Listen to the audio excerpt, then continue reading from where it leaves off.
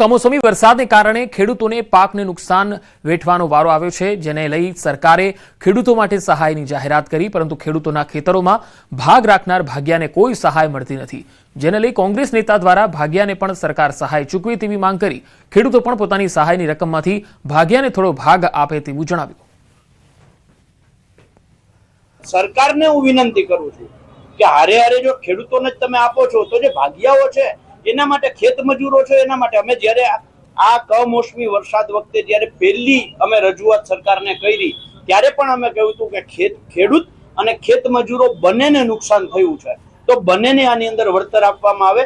આજે પણ હું ફરીથી માંગ દોહરાવું છું કે ખેડૂત અને ખેત મજૂર બંને માટે સરકારે વિચારવું જોઈએ। વરસાદે ખેડૂતોને રાતા પાણી રડાવ્યા, ત્યારે હવે ખેડૂત શિયાળુ પાક પર આશા રાખીને બેઠો છે। શિયાળુ પાક સારો થાય તો ખેડૂતને કંઈક મળે, પરંતુ છોટાઉદેપુર જિલ્લાના અમલવાંટ ગામની સ્થિતિ જોઈને એવું લાગે કે ખેડૂતોને ફરી રઝળવાનો વારો આવશે। જિલ્લાના અમલવાંટ ગામે સિંચાઈનું તળાવ આવેલું છે। આ તળાવ હાલ છલોછલ ભરાયેલું હોવા છતાં ખેડૂતોને સિંચાઈનું પાણી આપવામાં આવતું નથી, જેની પાછળનું કારણ છે તંત્રની બેદરકારી।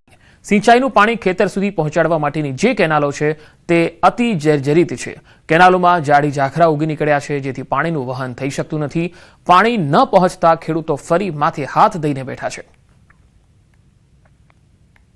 શિયાળુ પાકમાં અમારે સમયસર પાણી ડેમનું મળી રહે તો અમે ખેતી કરી શકીએ।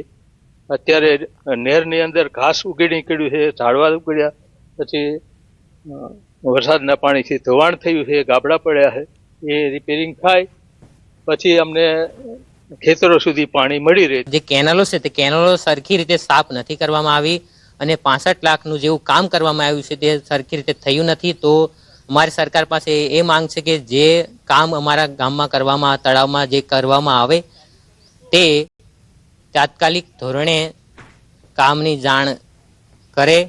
પાણી અત્યારે ફૂલ ભરેલું છે અને ઓવરફ્લો થઈ ગયો છે અને ખેડૂતોને પાણી મળતું નહીં, એ અમારે એમ કેવું છે ડેમવાળા જે લોકો અધિકારીઓ છે એમને આ કેનલો સાફ કરો જલ્દી અને પાણી છોડો, ખેડૂતોને આપો। આ વખતે અમારે નહેરમાં આખો ભંગાણ હોશ છે અને આખા ઝાડવા ઉગી નીકળ્યા છે, એટલે ખેતરમાં પાણી જતું નહીં। ઓછી જમીનવાળા લોકો અમારે કાઠિયાવાડી જીવે છે, એટલે વેળે તકે નહેર સાફ કરે અને પાણી મળે ગામજનોને અને સારી રીતે પાક પકવે અને જીવે એવી મારી માંગ છે।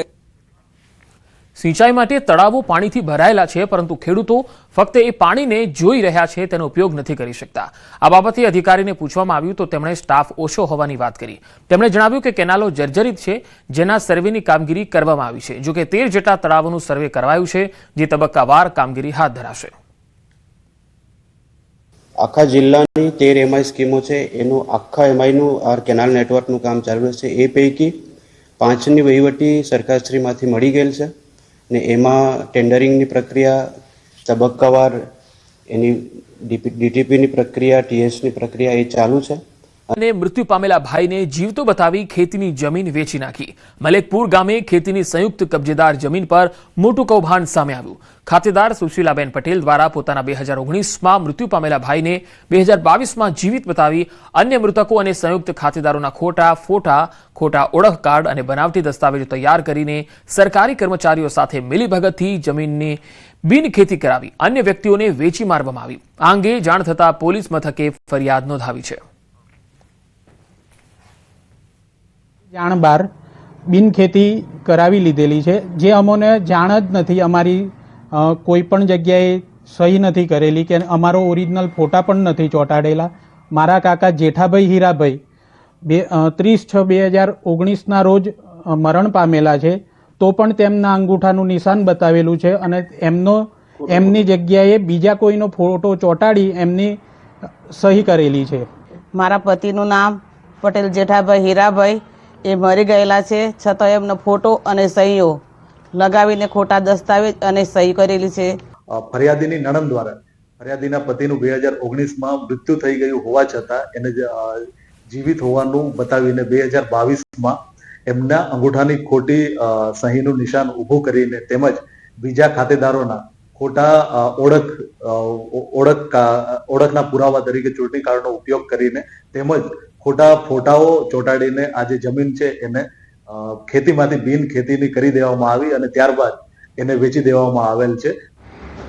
મહીસાગર જિલ્લાના મુખ્ય મથક લુણાવાડાના મલેકપુર ગામે સંયુક્ત ખાતેદારોએ ખેતીની જમીન આવેલી હતી, તેમાં જ એક ખાતેદારે જમીન પચાવી લેવાનો કિસ્સો છે તે સામે આવ્યો છે. જો કે અન્ય ખાતેદારોએ પોલીસ મથકે ગુનો નોંધાવતા અત્યારે ગુનો નોંધાયો છે.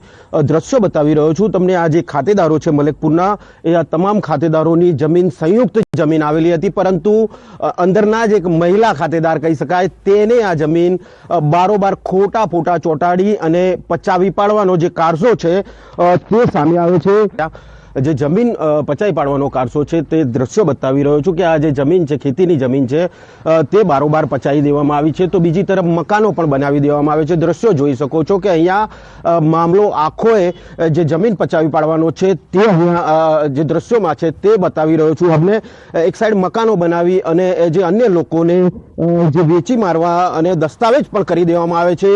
વાત છે અહીંયા મલેકપુરની કે જે મોટા ખાતેદાર કહી શકાય કે 18 જેટલા ખાતેદારોની જમીન બારોબાર અન્ય એક ખાતેદાર, મહિલા ખાતેદાર છે, તેને જમીન પચાવી પાડવા એને કરાવી છે. અને એને કરાવ્યા બાદ તેમાં ખોટા મરણ ગયેલાના ફોટો, નાની છોકરીઓ તેના ફોટો અને નામ અલગ અને ફોટા અલગ જેવા મોટો કારસો અહીંયા મિલીભગત કરીને કર્યો હોય તેવું સામે આવી રહ્યું છે. મિતેશ ભાટિયા, ન્યૂઝ 18 ગુજરાતી, મહીસાગર. ટેકાના ભાવે ખરીદેલ મગફળીના પરિવહનમાં બેદરકારી સામે આવી. ઓવરલોડેડ ટ્રકમાંથી મગફળી ગુણીઓ રસ્તા પર પડી. ખરીદ કેન્દ્ર પરથી ગોડાઉનમાં લઈ જતા સમયનો આ બનાવ.